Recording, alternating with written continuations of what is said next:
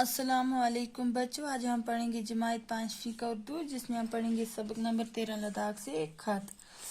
بچوں یہ جو ہے سبق، یہ کس کے بارے میں؟ لداخ کے بارے میں۔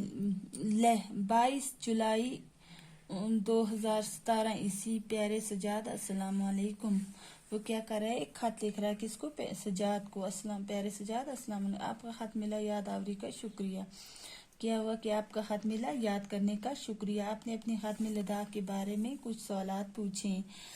کیا کیا؟ لداخ کے بارے میں کچھ سوالات پوچھیں۔ چند سوالات کا جواب اس خط میں دینے کی کوشش کروں گا۔ چند سوالات کا کیا کر رہا ہے کہ بول رہا ہے وہ کہ اس خط میں دینے کی کوشش کروں گا۔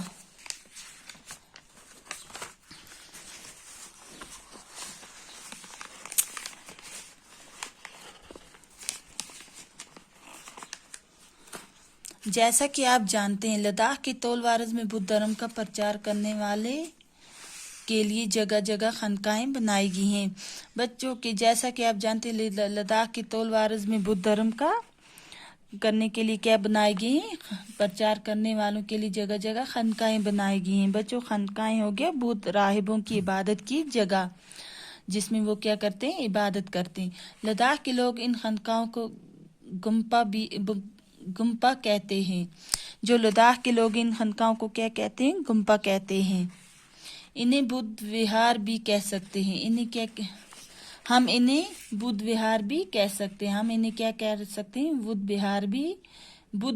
وہار بھی کہہ سکتے ہیں۔ شیح، ٹھکسے اور ہمسے گمپا یہاں کے مشہور گمپا ہیں۔ شیح اور جو ٹھکسے ہمسے گمپا یہاں کے مشہور گمپا ہیں۔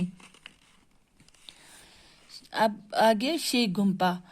یہ گمپا لیہ سے 16 کلومیٹر دور ایک پہاڑی پر واقع ہے۔ یہ جو گمپا ہے لیہ سے 16 کلومیٹر دور ایک پہاڑی پر واقع ہے۔ اس سے لداخ کے مشہور خاندان راجہ ولیندن نمگیال نے بنوایا۔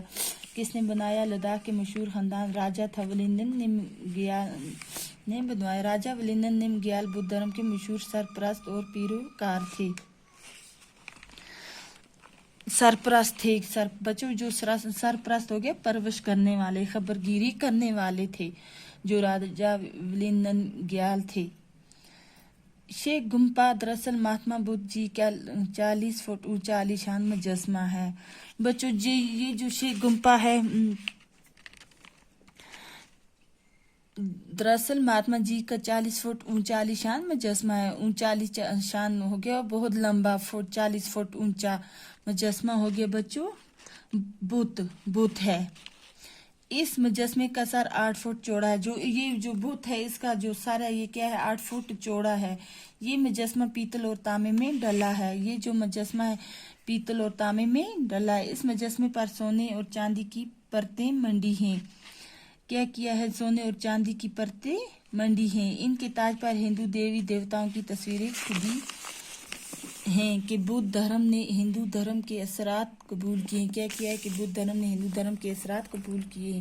شیح میں ایک مسجد بھی ہے۔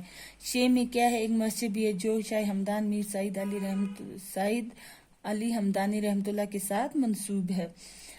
بچوں، اب کل ہم پڑھیں گے آگے ٹھکسے گمپا کے بارے میں۔ بچوں، اب آج جو ہے یہ سب یہاں ہی تک کافی ہے، باقی اللہ حافظ۔